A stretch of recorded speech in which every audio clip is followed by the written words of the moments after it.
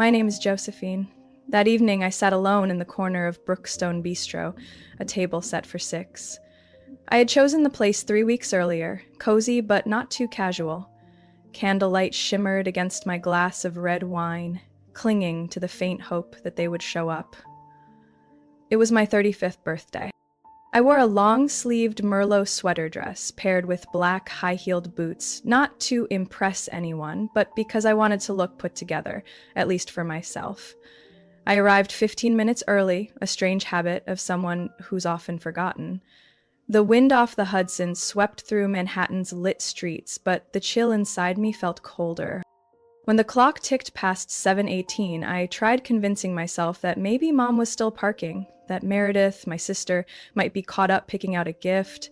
Matthew, my cousin, always ran late, but at least he usually texted. I kept scrolling on my phone, checking work emails, rereading a company memo that had nothing to do with tonight. Then the screen lit up. A message from Mom sliced through my thoughts like an icy blade. "You're not our priority right now. Don't wait." I read those 12 words over and over, heart pounding. Not from emotion, but from the sheer blow to my dignity. On my birthday. No apology. No birthday wish. Just a dismissal, spelled out without flinching. I took a deep breath, trying to smile as the server approached. He handed me a Navy Mule gift box tied with a silver ribbon. "Someone dropped this off earlier, said it's from your family," he said. I nodded, playing calm. I unwrapped the ribbon, peeled away the paper carefully. Inside was a cream-colored silk scarf, finely embroidered, oddly familiar. I turned the edge over and felt my chest tighten. A tiny loose thread on the corner. The same flaw I accidentally made last Christmas when I tried tying it for Mom. I remembered buying it in Seattle. It cost nearly a month's savings. I pulled the small card from beneath the tissue paper. The top read, "Happy Birthday from all of us," but underneath I saw handwriting I knew by heart. "Love you always, Mom." It was mine. The note I had written last year when I first gave her that scarf. They hadn't just skipped dinner, they re-gifted what I gave them, complete with the original card, barely disguised. I placed the scarf back in the box. My hands were steady, but my chest felt weighted. A couple at the next table toasted softly, celebrating their 10th anniversary. Jazz drifted in from the corner, warm but distant. I didn't cry. I didn't call anyone. I just sat there, a background character in my own celebration.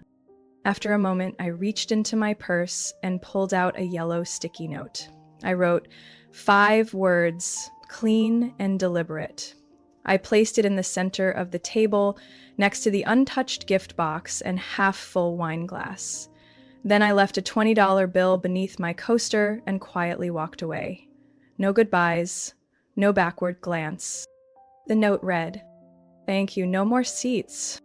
I left the restaurant just as the clock struck 8:30. The cold night air in New York pierced my skin like tiny needles, but inside I felt nothing. The chill outside was nothing compared to the quiet emptiness gnawing away from within. Back in my small apartment on the Upper West Side, I didn't turn on the lights. The glow from the apartment complex across the street was enough to guide me to the counter where I set down my purse. My phone buzzed. I wasn't going to check it until the screen lit up again with an Instagram notification. Molly just posted a new story. Molly, my cousin, who usually only appeared when she needed money or wanted to post family photos that I was never invited to be in. I should have ignored it, but for some reason, my thumb moved. The video lasted barely 30 seconds, but it knocked the breath out of me. There was my mother beaming at a candlelit dinner table, glass of Prosecco in hand. Beside her, Meredith, my sister, and Dylan, my younger cousin. The 3 of them were at an upscale Italian restaurant in Boston, nearly 4 hours away. At the center of the table sat a gold-dusted chocolate cake with the words, "Congratulations, Dylan, the family's inspiration." I zoomed in. Dylan held up a new keychain with a motorcycle emblem, a gift that wasn't cheap. I remembered the phone call from 3 weeks ago. Dylan, nearly in tears. Joe, I'm behind on rent. My landlord's threatening eviction. I just switched jobs. Paycheck hasn't come in. I wired him $1,500 the next morning without hesitation. I thought I was doing the right thing. I didn't expect him to use that money to throw a party for himself. A party the rest of the family chose to attend instead of coming to mine. I sank into a chair. No screaming, no throwing things, just silence, rising like a tide, then receding, leaving behind the sludge of truth. I grabbed my phone, opened my banking app. In the dim light, the transactions hit like slaps. February 12th. Zelle, Dylan Matthews, $1,500. January 26th. Venmo, Meredith R., $900 advance for Ava's tuition. January 3rd. ACH, Velma Jennings, 211 Huntress dollar emergency dental bill. I scrolled back further. November, $800, furnace repair at Mom's. September, $1,250, Dylan's car broke down. July, $3,000, helped Meredith pay off credit card debt to protect her credit score. In under a year, I had sent over $10,000. Not a single repayment, not a single thank you. I opened a new Google sheet and named it Jennings Family Financial History. Outstanding! The first line I typed wasn't a number, but a truth.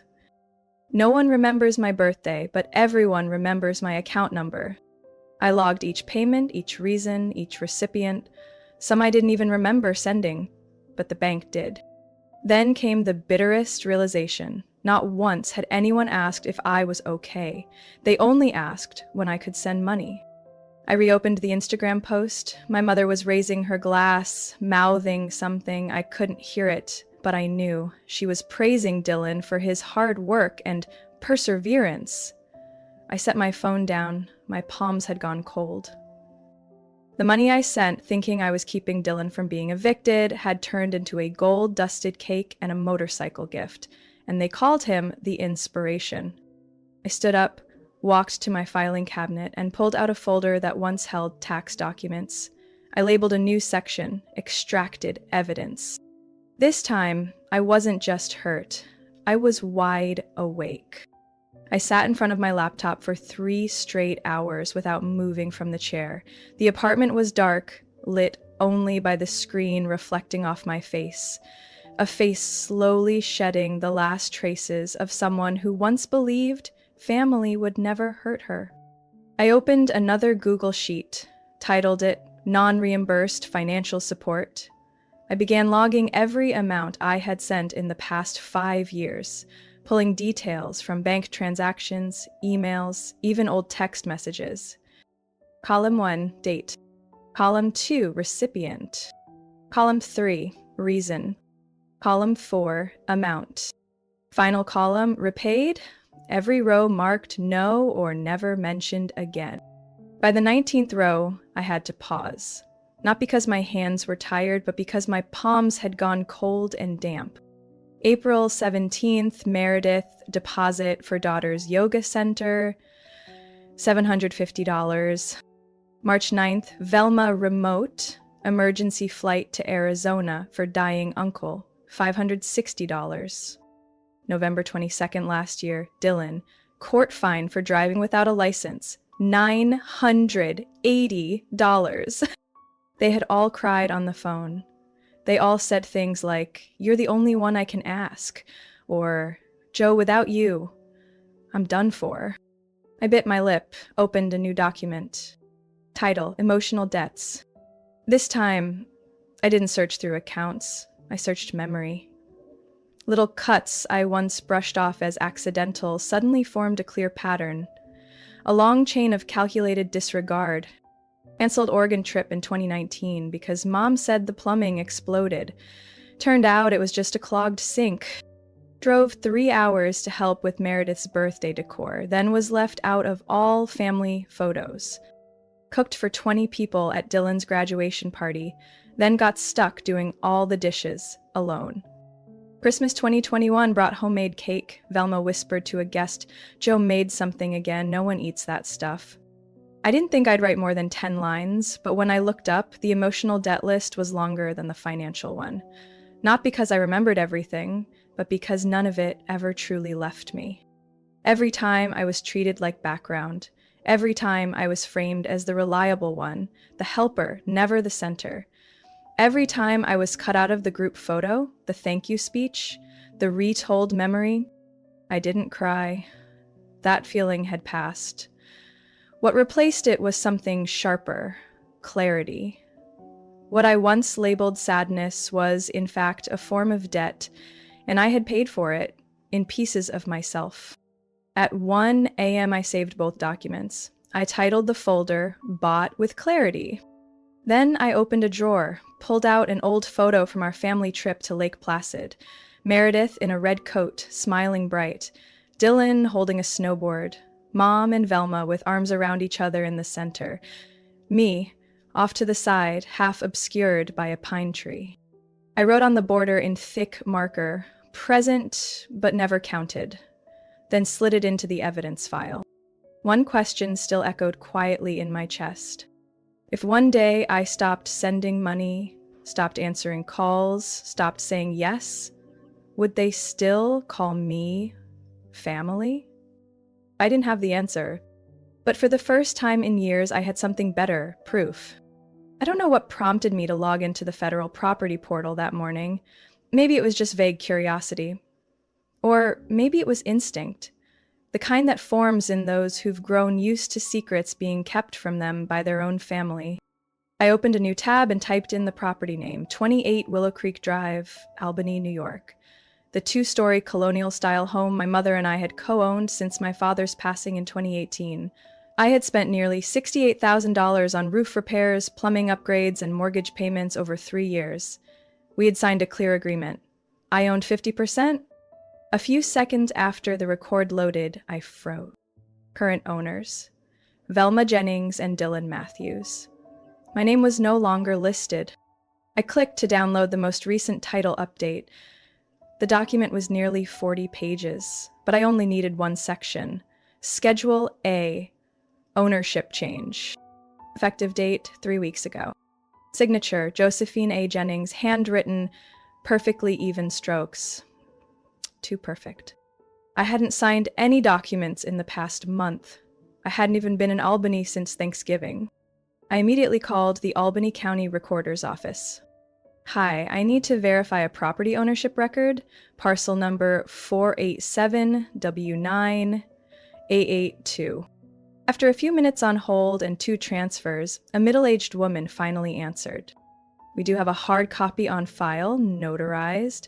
Looks like it was submitted in person. Your signature is on it, but there's no ID copy attached. I took a deep breath. Can you confirm who submitted the documents? The name on the intake form is Dylan Matthews. Present notarized paperwork on site. I thanked her and ended the call. My hands trembled. A flurry of memories stormed my mind. Dylan next to a birthday cake. Velma raising the glass. The reused tablecloth returned to me in an empty gift box. All of it falling into place like icy puzzle pieces. I opened my file drawer and pulled out the photocopy of the original ownership agreement. My name. My signature. Notarized at the local attorney's office 4 years ago. Then I reopened my financial records. A $2,800 transfer to Mom last February. Unexpected property tax. Another $1,750 sent to Dylan. To make sure Mom didn't lose the house. They said, Joe, we're family, it's just paperwork. Now that paperwork had become their weapon to erase me from my own life. I forwarded all the files to the inbox of someone I once met at a financial seminar, Ava Moreno, a real estate attorney who specialized in family disputes and signature forgery. In the message I wrote, urgent, I suspect unauthorized transfer of co-owned property, possible forged signature, evidence attached, hoping for a prompt reply. I hit send. This time, my hands were steady. 5 minutes later, Ava replied, I just did a quick review. This is a serious violation. We need to file a complaint with the county court this week. Don't say anything to them. I'll prepare the lawsuit documents before Monday. I stared at the screen, mind blank. Not out of fear, but because for the first time in years, I truly saw the truth. They weren't just cutting me out of family dinners. They were trying to wipe me off the map, both literally and legally. I heard the knock around 4 in the afternoon, just as sunlight began to slant through the living room window. I didn't need to check the peephole to know who it was. My mother's knock had a rhythm of its own. 3 quick taps, a pause, then one firm knock. Like a period. She always called it polite but commanding. I opened the door. Velma stood there, holding a pastel-colored paper bag with a crooked bow. The faint scent of Chanel No. 5 lingered in the air, a smell tied to every time she came to clear up misunderstandings. "Joe, I think we need to talk," she said, lips pulled into a stiff smile. I didn't invite her in, but she walked past me anyway, as if permission had been granted. She casually placed the bag on the kitchen counter, glancing around the apartment like she was evaluating how well I lived without them. "I know things got a little off track lately," she began, dabbing at eyes that hadn't shed a single tear. "Dylan's still young. He doesn't understand responsibility. And me, I just wanted to keep the house with the right people. I never meant to make you feel excluded." I stood still, arms folded. Forging my signature. Filing to remove me from ownership without asking? That wasn't meant to? She hesitated, then quickly composed herself. "I thought Dylan already talked to you. I didn't think you cared about that house anymore. You haven't been back to Albany in 2 years. Because every time I came back, you called me selfish. Told me staying single too long would make me a burden. Because I've always been the last pick after everyone else's plans fall through," I said flatly. No yelling, no edge, just clear, like lab results. I stepped to the table, opened a drawer, and pulled out the file I'd prepared the day before. I placed it in front of her, then sat down. "This is a summary of what I've contributed to this family since 2018. Velma hesitated, then opened it. First line. "Albany roof repairs after snowstorm, $4,200. The emergency dental bill for mom, $2,100. The college prep tuition for Ava, Meredith's daughter. Last-minute flight for Dylan, $560. Paid Meredith's credit card debt, $3,000. This most recent birthday month, $1,500 for Dylan's rent and party." Her hands trembled as she flipped to the final page. At the bottom, I had written in bold, totaled $18,940. No one mentioned it, no one paid it back, no one said thank you. Velma looked up at me. Her face no longer tried to mimic grit, only displayed thinly veiled irritation. "What's the point of this?" she asked, voice nearly cracking, not from emotion but from pride.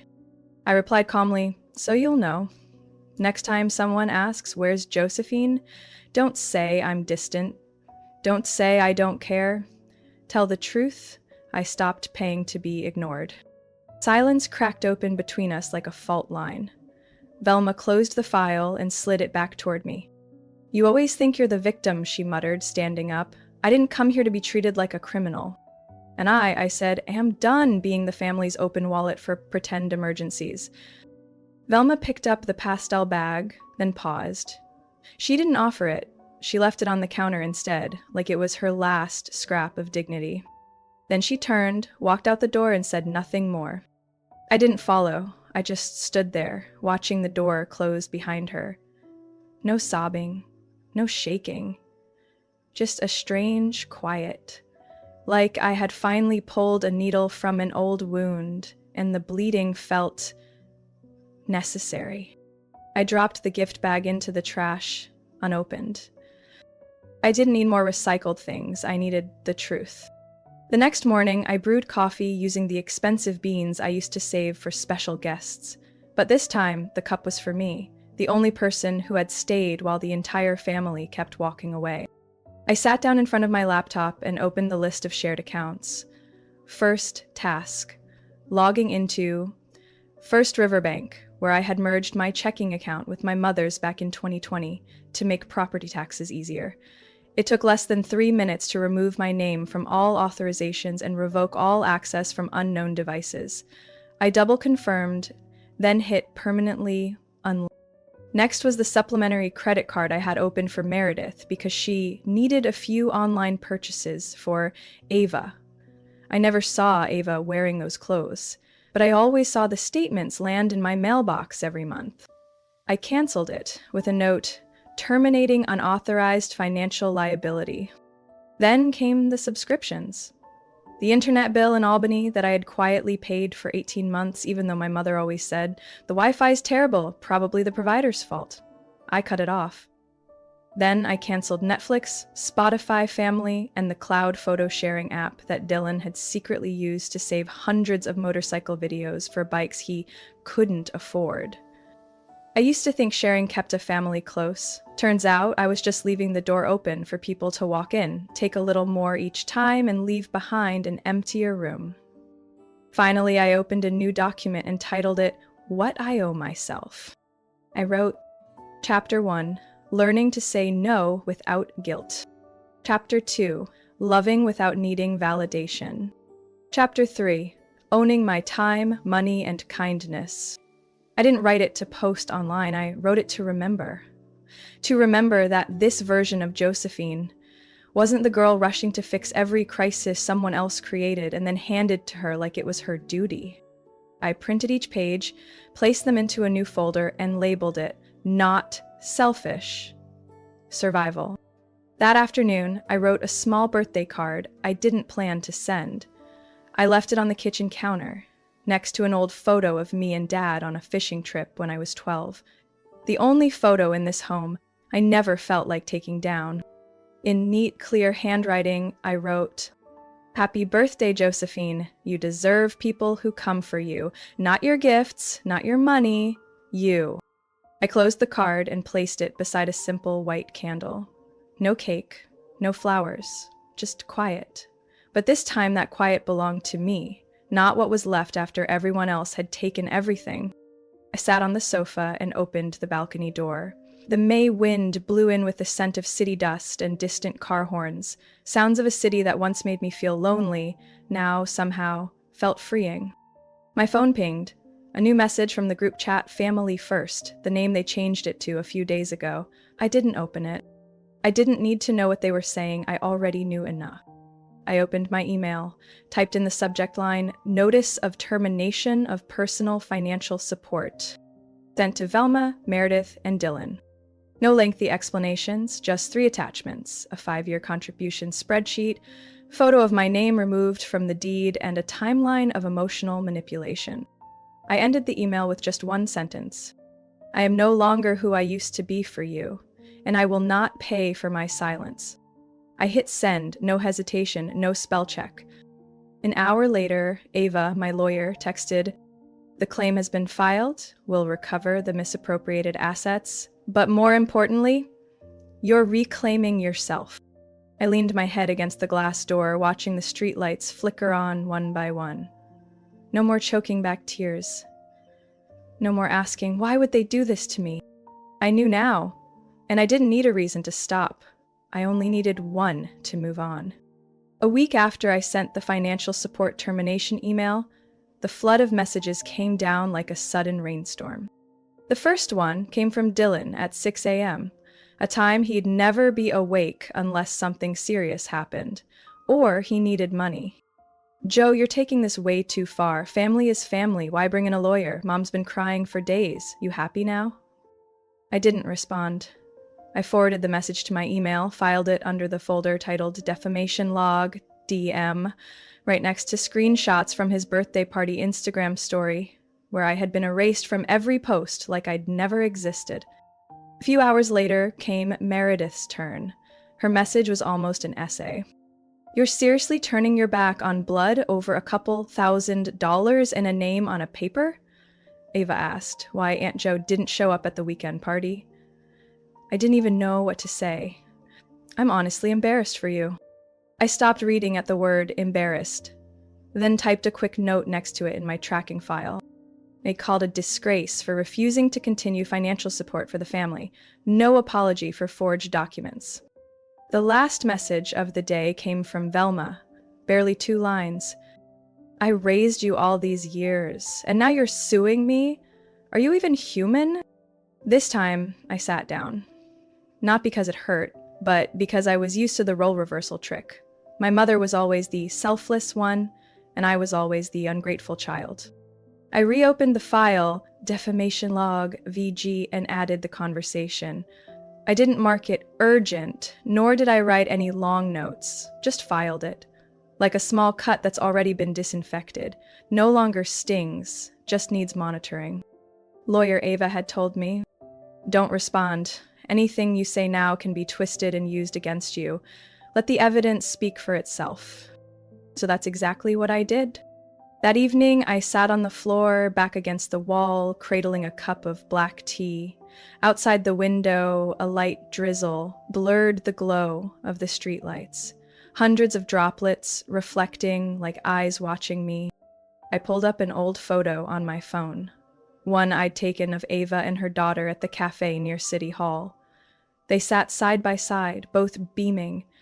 No one had to borrow anything from the other just to smile like that. No one had to sacrifice their identity to feel seen. I locked the screen, set the phone down, and opened a file titled, "Things I No Longer Believe." First line I typed, "Mom did this because she loves me. The family never turns its back on each other. You're the only one we can count on. Don't blow things out of proportion." Each sentence was a hook, unfastened from my body. The next morning, I received an email from Ava. "The court has accepted the filing. The preliminary hearing is next week. They can't ignore you anymore." I hit reply and typed 3 words. "I'm ready now." That afternoon, Dylan called. I didn't pick up. He left a voicemail. "You can tear this family apart, but don't expect anyone to stand by you when you're old and alone." I listened to the whole thing, saved it under the tag threat May 16th. Then I blocked his number. I pulled a sticky note from the kitchen drawer and wrote one single sentence. "Loneliness is sitting at a crowded dinner table where no one wants to look your way." I stuck it on the bathroom mirror, right next to the only photo I hadn't taken down. The one of Dad and me fishing at sunset 19 years ago. When I looked up and saw myself in the mirror, I knew. This wasn't a story about betrayal anymore. This was the journey of pulling myself out of a trap, one disguised with the most familiar name of all. Family. I woke up early that day, not because of an alarm or a phone notification, but because of the soft light of dawn filtering through the blinds. The apartment was still quiet, but this time, the silence didn't feel like isolation. It was the space I created to start over. No yelling, no accusatory texts, no presence that made me bow my head in the name of blood. I walked to my desk, opened my laptop, and browsed a real estate site in Asheville, North Carolina. A small town, mild weather, thriving art community. No one knew me there. And because of that, I could be anyone. Or more accurately, I could be myself. I placed a deposit on a small wooden cabin nestled in the pines, about a 10-minute drive from town center. 2 bedrooms, a balcony facing the mountains, an open kitchen, and a workspace overlooking a misty valley. I didn't need a mansion. I just needed a place where no one would label me the ungrateful daughter. I sent my boss an email requesting a 6-month unpaid leave. In the email, I wrote, "I'm not quitting. I'm pausing to rebuild myself. If the company still needs me in 6 months, I'll return, stronger. If not, I'll still be okay." By 4 p.m., I had packed the essentials into 3 cardboard boxes. The rest, keepsakes, certificates, old Christmas cards from Mom, I placed in a black trash bag. Not because I wanted to forget, but because I no longer needed them to prove I had once been loved. I printed a small card and taped it inside the fridge door. This is the last time I answer a call just to be met with silence. Then I grabbed a pen and underlined the words, "last time." That night, I played instrumental music. A cedar-scented candle flickered on the shelf. I drank half a glass of red wine and wrote in a fresh notebook. Day 1. No more asking permission to be myself. The next morning, I locked the door, mailed the keys to the landlord as scheduled, then stepped out onto the street with my rolling suitcase and worn leather boots. No one saw me off. No one asked where I was going, and for once, I didn't need them to. The bus left the city at 6:30 a.m. Through the window, I watched my reflection blur with the receding skyline. The Josephine shaped by misplaced expectations, forced roles, and dutiful silence. She wasn't gone. She was free. On the way to Asheville, I pulled out my phone and deleted the Family First group chat. The last message was still unread. "We're still family, Joe, no matter what." I didn't need to open it. I already knew the script. The same old tape on loop. If you don't sacrifice, you're the bad one. But I wasn't the listener anymore. Once there, I rented a small pickup truck and hauled my things to the new cabin. The road was covered in dry leaves. The late afternoon sun filtered through the trees, golden but not harsh. I stepped out and took a deep breath. No nameplate on the door, no one waiting, and strangely, that was exactly what I needed. I climbed the wooden steps, opened the door, and stepped into a space still smelling of fresh paint. I set down my suitcase, walked a slow lap around the house, then opened my laptop and created a new folder on the desktop. Josephine from the beginning. I opened a Word document and typed the first line. I used to think freedom was a destination, but it turns out it's a decision. And I just made it. Outside, the wind swept through the pines. The house was still. I smiled. Not the strained smile of a daughter trying to stay strong, but the smile of a woman who's finally learned how to live without asking for permission. My story doesn't end here, it's only just begun, and this time, I hold the pen. Josephine's story is a powerful reminder that not all blood ties are worth preserving. In real life, many people are bound by the role of the one who carries everything in the family, forgetting their own worth. Choosing to walk away isn't selfish. It's the first step toward healing. Freedom doesn't come from someone else's forgiveness, but from the firm decision that you deserve respect, fairness, and a life that is truly your own. What do you think about Josephine's choice? Was she too harsh or simply protecting herself? Share your thoughts in the comments, and don't forget to follow the channel for more heartfelt stories about family and life.